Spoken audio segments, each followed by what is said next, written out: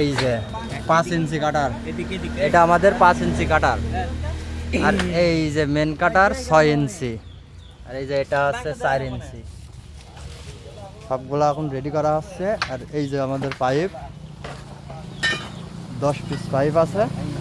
আর এই যে এখানে হবে, এই যে বহরে পানি আসছে, পানি চালু হয়েছে, অনেক দূরে থেকে আসছে পানি, দেখা যাচ্ছে না, মেলা দূর। যে ভরি ফুলি উঠলো সুন্দর। এই যে লাভাইনের প্রস্তুতি চলছে, মেন কাটার ডাইরেক্ট জোড়া হয়েছে 5 ইঞ্চি।